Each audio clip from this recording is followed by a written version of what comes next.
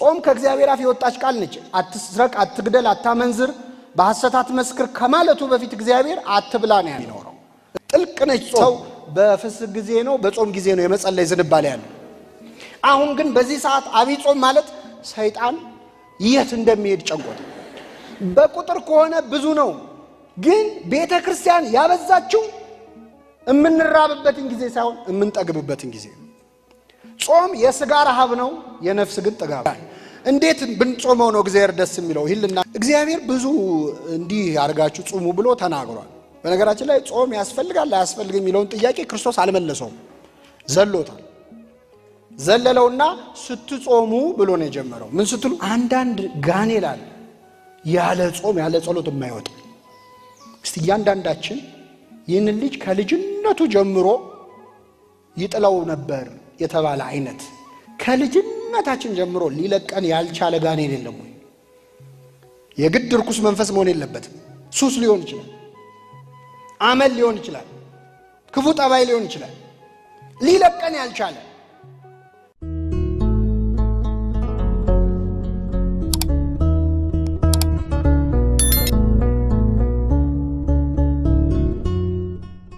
ጾም ነች። ሰው ከእግዚአብሔር አፍ በሚወጣ ቃል የተባለች የእንጀራ አጸፋው አለመብላት ስለሆነ ጾም ነች።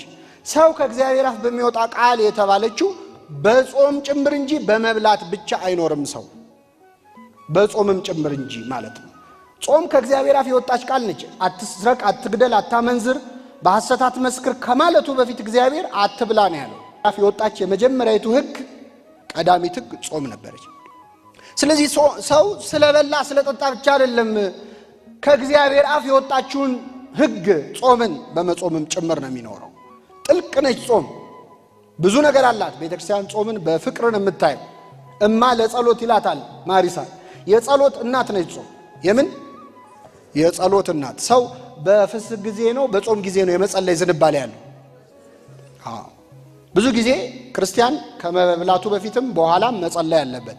ግን ብዙዎቻችን ካረሳ ነው እንኳን ብዙ ሰው የሚጸልየው የትኛው ነው? ከመብላቱ በፊት ነው። ባዶ ወደን ሲሆን ትጸልያል፣ ትዝ ይላል፣ ስትጠግብ ትረሳዋል። ጾም የጸሎት እናት ነች። እማ ለጸሎት ወእህታ ለአርምሞ የዝምታ እህት ነች። ሰው ሲጾም አፉ ይዘጋል። አፉ ዝግ ሲዘጋ ደግሞ በጣም ብዙ ኃጢአት ይቀራል፣ ያንደበት ኃጢአት። ወነቃ ለአንበ የእንባ ምንጭ ነች። ሰው በጾም ወቅት ሲጸልይ መንፈሳዊ ስሜት ይሰማዋል። ሌላ ቀን የሰማው ቃል እግዚአብሔር ያላስለቀሰው ልቡን ያልነካው ይነካዋል። ወጥንተ ኩሉ ገድል ሰናይት የመልካም በጎ ስራ ሁሉ ምንጭ ነች። በሌላ ስፍራ ደግሞ ታጸምም ኩሎ ፍትወታተ ዘሥጋ የሥጋን ምኞት ሁሉ ምን ትላል? ጸጥታ፣ ዝሙትን ያጠፋል። ጾም ከሚጾም ሰው አፍ እሳት ይተፋል ይላል አባ ጊዮርጊስ። የሚጸልይም አይኑን ይወጋዋል። ስለዚህ ጨንቆታል ሰይጣን ወዴት እንደሚሄድ። ችግሩ ሲፈታ እኛም አብረን እንፈታለን። ከዚያ ይላል ወንጌሉ ተመልሶ ሲመጣ ቤቱ ተጠርጎ ያገኘዋል። ይህን ጊዜ ጓደኞቹን ጠርቶ ከፊት ይልቅ ሌሎች 7 አጋንንት አብረው ይገቡበታል። ለዚያ ሰው ከፊት ይልቅ የኋለኛው ይከፋበታል ይላል። ከዚህ ሰውረን እግዚአብሔር። አሁን ግን በዚህ ሰዓት አብይ ጾም ማለት ሰይጣን የት እንደሚሄድ ጨንቆታል። ቢያንስ ጸጥ ብለናል፣ ተረጋግተናል ከሌላው ጊዜ በላይ። ጾም በጣም ብዙ ጥቅም አላት። ሌላው ጾምን ከረሃብ አንጻር ማየት የለብን። አንዳንድ ሰው ጾምን ረሃብ አድርጎ የሚረዳ ሰዋል፣ ደስ የማይለውም አለ። ቅድም ሲነገር ነበር አጽዋማት ይቀንሳሉ። በፊት ተሐድሶች ነበሩ፣ አሁን ደግሞ ሌሎች መጡብን ጾም የሚቀንሱ። በአንድ ወቅት መግለጫ አውጥተው ታስታውሱ ከሆነ በማህበሩ መልስ ተሰጥቷልና አጽዋማት ሲቀንሱ ምንድን ያሉት? የሐዋርያ ጾም መጾም ያለበት 12 ቀን ነው አሉ። ለምን? ተራቀው ሞተዋል እኮ። የነነዌ ጾም ስንት ቀን ነው የምንጾመው? የነነዌ ህዝብ ስንት ነው? 120 ሺህ ነው። ስለዚህ ሐዋርያ ጾም 12 ቀን ከሆነ የነነዌ ጾም 120 ሺህ ቀን መጾም አለበት። ላለመጾም ሰበብ ፍለጋ ማለት በዛ። እርግጥ ብዙ ነው ጾም፣ ብዙ ነው። ይሄን ማመን አለብን። በቁጥር እኮ ብዙ ነው። ከዓመቱ የሚበዛውን እንጾማለን። ወደ 8-9 ወር እንጾማለን። ምናልባት 8-9 ወር ስል አንዳንድ ሰው እንዴ አልደመርኩትም ነበር ለካ ገለውናል እንዳትሉ አይደል። በቁጥር ከሆነ ብዙ ነው። ግን ቤተክርስቲያን ያበዛችው እምንራብበትን ጊዜ ሳይሆን እምንጠግብበትን ጊዜ። ጾም የሥጋ ረሃብ ነው፣ የነፍስ ግን ጥጋብ ነው። እያበላችን ነው ቤተክርስቲያን። እናት እንዴት ነው ልጅ እየተነጫነጨ እችን ብቻ ጉረስና ከዛ በኋላ ይበቃል ትላለች አይደል? እያረሳሳች እችን ብቻ ትላለች። ቤተክርስቲያንም አሁን ተፈታ አሁን ደግሞ ተያዘ እያለች ጾም ማለት ነው እንጂ እንደዛ ነው የምትወደው። ቅዱስ ዮሐንስ አፈወርቅ ይላል አንድ ሰው አንድ ቤት ተቆልፎብህ ሳትበላ ሳትጠጣ ከርመህ በጣም በረሃብ ቆይተህ ስትወጣ ትልቅ ህንጻ ይሰጣል ቢባል ይስማማል አይስማማም? ህንጻ አረኩት ኮንዶሚኒየም ይሰጣል ቢባል ይስማማል አይስማማም? ይስማማል። ምክንያቱም እየራበውም ቢሆን የሚያስበው ምኑን ነው? ህንጻ። መንግስተ ሰማያትን ለመውረስ ሰው እድሜውን ሙሉ ቢጾም ያዋጣል ያዋጣው? ለዘላለም ህይወት ማለት ነው። ግን ቤተክርስቲያን አቅማችንን ስለምታይ ምን ያህል ለጾም እንደምታደላ የምታውቁት። አንድ ሰው በጽኑ ደዌ የተያዘ ሰው መድኃኒት የሚወስድ ሰው እንዲጾም አይገደድም ታውቃላችሁ። ግን የሚሞት ከሆነ እስኪሞት ድረስ ይጹም ይባል። እስኪሞት ይብላ አይደለም የሚባለው ይጹም። መንፈሳዊት ቤተክርስቲያን ነች እና ሐዘን ለአብዳን ይላታል ቅዱስ ያሬድ። ጾም የሰነፎች ሐዘን ነች፣ ወትፍሲት ለጠቢባን የጠቢባን ደስታ ነች። ሰነፎች ጾም ያስጠላቸዋል። ገና ጾም በገባ በአንድ ቀኑ ሊፈታ ስንት ቀን ቀረው የሚል ሰው አለ። ሐዘን ለአብዳን ማለት ነው። ለጠቢባን ደስ ተደስቶ ለመጾም እግዚአብሔር በቸርነቱ ይርዳል። እንዴት ብንጾመው ነው እግዚአብሔር ደስ የሚለው? እግዚአብሔር ብዙ እንዲህ አድርጋችሁ ጾሙ ብሎ ተናግሯል። በነገራችን ላይ ጾም ያስፈልጋል አያስፈልግም የሚለውን ጥያቄ ክርስቶስ አልመለሰውም፣ ዘሎታል። ዘለለውና ስትጾሙ ብሎ ነው የጀመረው። ምን ስትሉ? መቼስ መጾምማ እሱ የታወቀ ነው አለ። መጾም ያስፈልጋል አያስፈልግም እሱ የክርስቲያን ጥያቄ አይደለም። ስትጾሙ አለ። አፈጻጸሙ ላይ ነው እንጂ ውይይት ያደረገው ራሱ አስፈላጊነቱ ላይ ጥያቄ ነው። ስትጾሙ እንደ ግብዞች አጣውልጉ፣ ለታይታ አታድርጉት፣ ለተሪዮ አታድርጉት አለ። በሌላ ስፍራ ደግሞ ስለ ጽድቅ የሚጾሙ ብፁዓን ናቸው። ስለምን? ስለ ጽድቅ። ሰው በብዙ ምክንያት ሊጾም ይችላል። ለውዳሴ ከንቱ ሊጾም ይችላል እንደ ግብዞች። አጠገቡ ያሉት ሁሉ እየጾሙ እሱ ሲበላ ሆዳም እንዳይባል አፍሮ የሚጾም ሰው ሊኖር ይችላል። ለቁጠባ ሊጾም ይችላል ሰው። በምሳው የከበረ ይሏል የኛ መጽሐፍ። ጾም ሲመጣ በቃ የቁርስ የለ ወጪ የምሳ የለ ብሎ ሊያጣራቅም ይጾማል። የጽድቅ አይደል? አይሁድ ጳውሎስን ካልገደልን አንበላም ብለው ጾመዋል። የጽድቅ ነው አይደለም። ስለ ጽድቅ ማለት ምንድነው? ከኃጢአት ለመከልከል ብለው የሚጾሙ ሰዎች ብፁዓን ናቸው። ሕገ እግዚአብሔር ለመጠበቅ ብለው የሚጾሙ በተለይ በዓለማችንም በአገራችንም እንደ ግለሰብም በዚህ ሰዓት ጾም ያስፈልገናል አያስፈልገንም? ያስፈልገናል። ጾም ብቻ የሚፈታቸው ችግሮች አሉ፣ ያለ ጾም የማይፈቱ። እዚህ የማቴዎስ 17 ላይ ጌታችን በታቦት ተራራ ያደረገውን ክብሩን የገለጠበትን ታሪክ ታውቃላችሁ። እሱ ታሪክ ላይ ከታች የተጻፈ ብዙ ጊዜ ትኩረት የማይሰጠው የወንጌል ክፍል አለ። ጌታችን ወደ ታቦር ተራራ ስንት ደቀ መዛሙርት ነው ይዞ ሄደው? 3። ስንት ይቀራሉ መሬት ላይ? ሂሳብ ላይ ችግር አለ እንዴ? ስንት ሰው ይቀራል? 9ኙ በጣም ጭንቅ ላይ ነበሩ። በነገራችን ላይ ጋኔል ያለበት ልጅ ያለው ሰው ልጁን አምጥቶ ማን ነው ደቀ መዛሙርቱን ፈውሱልኝ አላቸው። ስንት ሆነው? እምቢ አላቸው። ለ9 ጋኔሉ እምቢ አለ። ሌላ ቀን እኮ አጋንንት በስም ተገዙልን እያሉ ደስ እያላቸው መጥተዋል፣ ለክርስቶስ ነግረውታል። ያን ቀን ግን ጋኔሉ እምቢ አለ። ስንት ሆነው? ግን ይሄ ጋኔል ደግሞ ክፋቱን መሰላችሁ ደንቆሮና ዲዳ ነበር ይላል። እየሰማችሁ ነው? አይሰማም፣ አይናገርም። ምን ማለት መሰላችሁ? የት ነው ያዝከው ስትለው አይሰማም። ውጣ መች ነው የምትወጣው ስትለው አይመልስም። ለ9 ተሰቃዩ። በኋላ ጌታችን ከዚያ ተራራ ወረደ።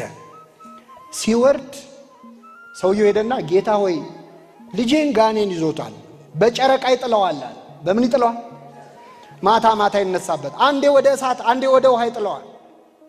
ወደ ደቀ መዛሙርት አመጣሁት፣ ሊፈውሱት ግን አልቻሉ። ቢቻልህስ ልጄን ፈውስልኛል። ምን ቢልህስ?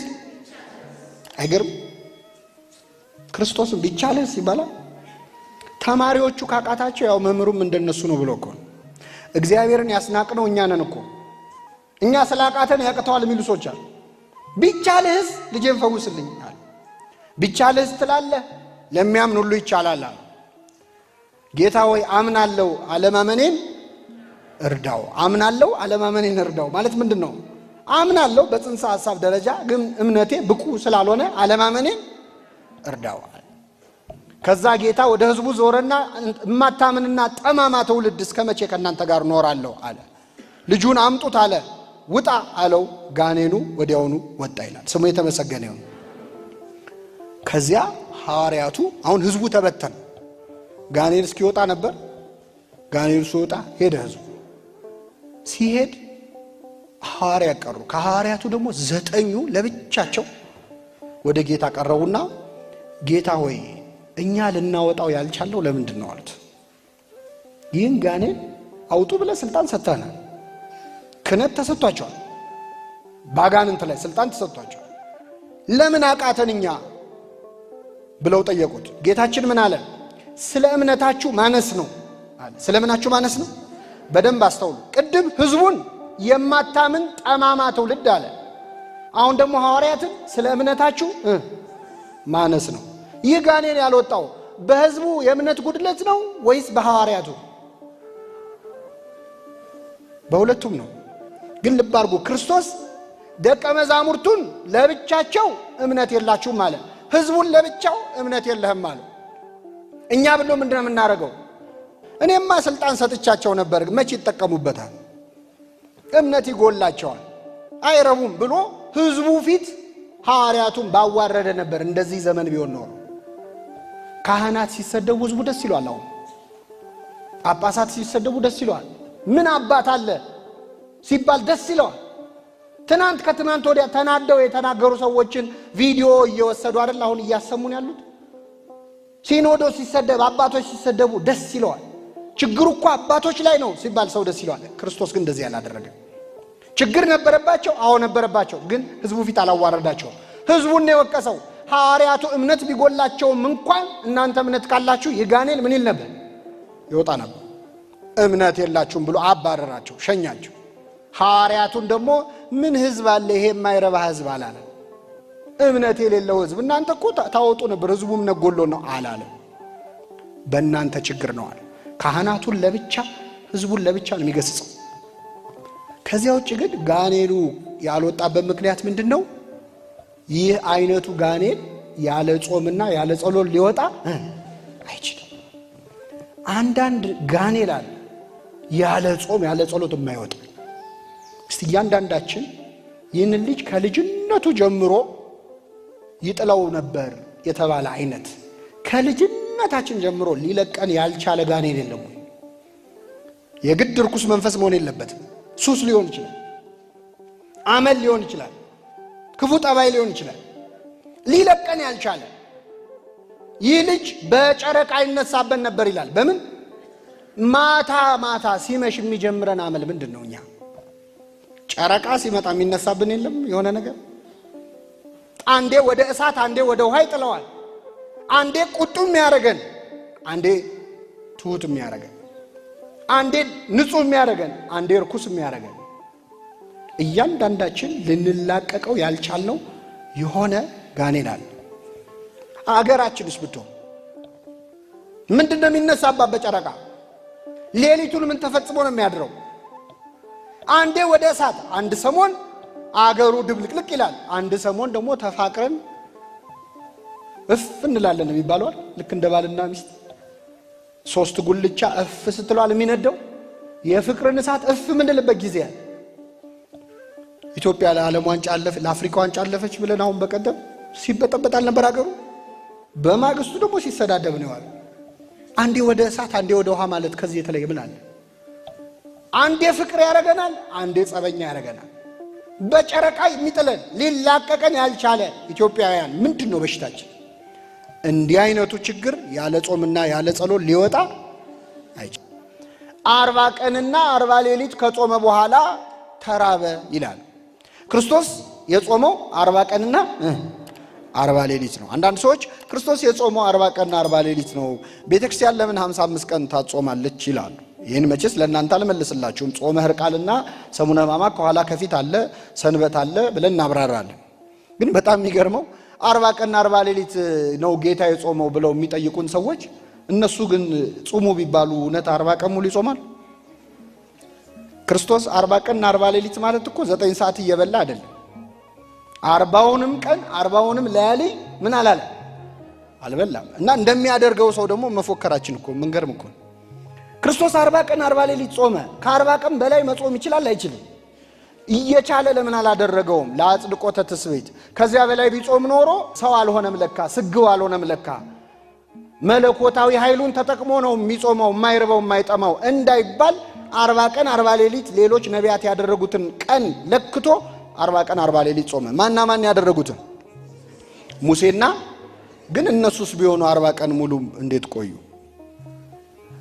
ኤልያስ ከንግስት ኤልዛቤል ሲሸሽ ክትክታ ዛፍ ስር ተኛ፣ ደከመው። መልአከ እግዚአብሔር መጣና ቀሰቀሰው ይላል። ቅዱስ ፋኑኤል ነው። ቅዱስ ፋኑኤል ቀሰቀሰውና የምትሄድበት መንገድ ሩቅ ነውና ተነስተ ብላ አለው። ተነስቶ በላ። ጥቂት እንደበላ እንደጠጣ እንቅልፉ መጣ፣ መልሶ ተኛ። ድጋሚ ቀሰቀሰውና ብላ አለው። ተነስቶ በላ። በዚያ ምግብ ኃይል እስከ እግዚአብሔር ተራራ 40 ቀንና 40 ሌሊት ድረስ ተጓዘ ይላል። ቅዱሳን መላእክት ዛሬም ይቀሰቅሱናል። በነገራችን ላይ ለስጋዊ ምግብ ብቻ አይደለም። የምትሄድበት መንገድ ሩቅ ነው ተነስተ ብላ ማለት ትሞታለህ እኮ፣ መንገድህ ሩቅ ነው፣ ሰማያዊ ሕይወት እኮ ይጠብቃል፣ የዘላለም ሕይወት ይጠብቃል፣ ተነሳ ብለው ቅዱሳን መላእክት ይቀሰቅሱናል። አይቀሰቅሱንም? ሁሉ መዳንን የወርሱ ዘንድ ለማገዝ የሚላኩ መናፍስት አይደሉምን ይላል ነብዩ ቅዱስ ጳውሎስ። ይቀሰቅሱናል። ከምን? ከኃጢአት እንቅልፍ። አንተ የምትተኛ ንቃ፣ ከሙታንም ተነሳ፣ ክርስቶስ ያበራልሃል ይላል። ኃጢአት እንቅልፍ ነው። ሁላችንን ከነዋ ማሐኬት ከነዋ ማኃጢአት ያንቃል። መላእክት ይቀሰቅሱናል። ተነስተ ብላ ማለት በንስሐ ተነስተ ስጋውን ደሙን ምን ብል ተቀበል ብላ። በዚያ ምግብ ኃይል እስከ እግዚአብሔር ተራራ እስከ መንግስተ ሰማያት ለመድረስ ያብቃን አምላካችን። ስለዚህ ኤልያስ በልቶ ነው። ሙሴ እስካላችሁ ሙሴ በሰባቱ መንጦላይት እንግዲህ ሙሴ በሲና ተራራ ላይ 7 የእሳት መጋረጃዎች እየተገለጡ በዛ ውስጥ እግዚአብሔር እያናገረው ብዙ ምስጢራት እየተገለጠለት ነው የቆየው። ቃል በቃል እግዚአብሔርን እያናገረ ሰው ሊርበው ሊጠማው ይችላል? አይችልም። በፍጹም ከእግዚአብሔር ጋር ተመስጦ ስለነበር ነፍሱ ከስጋው የመለየት ያህል እግዚአብሔርን ቃል በቃል ስላናገረ 40 ቀን 40 ሌሊት ጾሟል። ይህንን ይዞ ክርስቶስ እንደ ሙሴ እንደ ኤልያስ 40 ቀንና 40 ሌሊት ጾም። ለኛ ግን አይቻለንም። ይህንን አምነን መጀመር አለብን። 40 ቀን 40 ሌሊት ጾሟል ጌታ ለምን አጾሙም ብለው ሰዎች ሲጠይቋችሁ አንተ ትጾማለህ ወይ ብሎ መጠየቅ ያስፈልጋል። 40 ቀን 40 ሌሊት መጾም እንችላለን? መልሱልኝ። አንድ ልጅ ምንድነው ጀማሪ ክርስቲያን ከምን ይበልጣል ይባል? ሱባኤ ሊይዝ ፈለገና ወደ አንድ ገዳም ሄዶ እኔ በደንብ ተዘጋጅቼበታለሁ 40 ቀን 40 ሌሊት ነው የምጾመው አሉ። እና መነኮሳቱ አረተው ይቅርብ ሲሉት አይ እኔ በደንብ አስቤበታለሁ ብቻ ቦታ ብቻ ስጡኝ እኔ ምግብ አልፈልግም ጾማለሁ ብሎ በአት ተሰጠው ገባ። መነኮሳቱ ለማንኛውም ብለው ሽምብራ ቆሎ አስገቡለት። ያው ተሸክማችሁ እንደገባችሁ የዛሬ 40 ቀን ተሸክማችሁ ምን ትላላችሁ? ልፉ ሲላችሁ ነው እሺ አስገቡ አለ። 1-3 ቀን መቼስ ጾመ። ጥሩ ነው እግዚአብሔር ይስጠው ታግሶ። ከ3 ቀን በኋላ በጣም ራበው እና ሲርበው እግዚአብሔር ስንት አምላክ ነው እችን ለማሰብ አንድ ሽምብራ በላ። አንድ ሽምብራ አንስቶ በላ። ግን እግዚአብሔር አንድ ብቻ ነው። አንድም በስላሴ ስም አለ 3 አረገው። ከዛ በ4ቱ ወንጌላውያን አለ፣ በ5ቱ አዕማደ ምስጢር፣ በ7ቱ ሊቃነ መላእክት ብዙ 7 ብዙ ነው። በ12ቱ አልቻለም፣ በ24ቱ በ36ቱ በ72ቱ በ120ው መጨረሻ በእልፍ አላፋት መላእክት አለ። ምንድነው ሐሳቡ? እስመንህነ በጊዜ ጽጋብ ይመስለነ እንዘንክል ጸዊመ። በጠገብን ጊዜ መጾም ምንችል ይመስለን አይመስለንም? አንድ ሰው አሁን ራቱን ጥርቅ አድርጎ በልቶ ነገ እስከ ስንት ሰዓት ጾማለህ ብትለው ምንድነው የሚል? ኧረ ነገ አልበላም ይላል። ጠግቧላ። ይሄ በጾም ብቻ አይደለም በነገራችን በምንም ነገር። እኔ እኮ ስልጣን ቢሰጠኝ እቺን ሀገር እንዴት አድርጌ እንደሚይዛት ይላል። ቢሾም እኮ ሊብስ ይችላል። ገንዘብ ቢኖረኝ እኔ ድሃ አይኖርም ነበር እዚች ሀገር ይላል። ቢኖረው ገፋዬ ነዳይ ይሆንና በጣም የከፋ ሊሆን ይችላል። አናውቅም አቅማችን እና 40 ቀን 40 ሌሊት መጾም ለማንኛውም የኛ አቅም አይደለም። ማታ ማታ ሲመሽ የሚጀምረን አመል ምንድነው? እኛ ጨረቃ ሲመጣ የሚነሳብን የለም የሆነ ነገር አንዴ ወደ እሳት አንዴ ወደ ውሃ ይጥለዋል። አንዴ ቁጡ የሚያደርገን፣ አንዴ ትሁት የሚያደርገን፣ አንዴ ንጹህ የሚያደርገን፣ አንዴ ርኩስ የሚያደርገን። እያንዳንዳችን ልንላቀቀው ያልቻልነው የሆነ ጋኔን አለ። አገራችንስ ብትሆን ምንድነው የሚነሳባት? በጨረቃ ሌሊቱን ምን ተፈጽሞ ነው የሚያድረው? አንዴ ወደ እሳት፣ አንድ ሰሞን አገሩ ድብልቅልቅ ይላል፣ አንድ ሰሞን ደግሞ ተፋቅረን እፍ እንላለን የሚባለው ልክ እንደ ባልና ሚስት። ሶስት ጉልቻ እፍ ስትሏል የሚነደው የፍቅርን እሳት እፍ ምንልበት ጊዜ አለ። ኢትዮጵያ ለዓለም ዋንጫ አለፈች፣ ለአፍሪካ ዋንጫ አለፈች ብለን አሁን በቀደም ሲበጠበጣል ነበር አገሩ። በማግስቱ ደግሞ ሲሰዳደብ ነው ያለው። አንዴ ወደ እሳት አንዴ ወደ ውሃ ማለት ከዚህ የተለየ ምን አለ? አንዴ ፍቅር ያረገናል፣ አንዴ ጸበኛ ያረገናል። በጨረቃ የሚጥለን ሊላቀቀን ያልቻለ ኢትዮጵያውያን ምንድነው በሽታችን? እንዲህ አይነቱ ችግር ያለ ጾምና ያለ ጸሎት ሊወጣ አይችልም። የሰማነውን በልቡናችን ያሳድረው።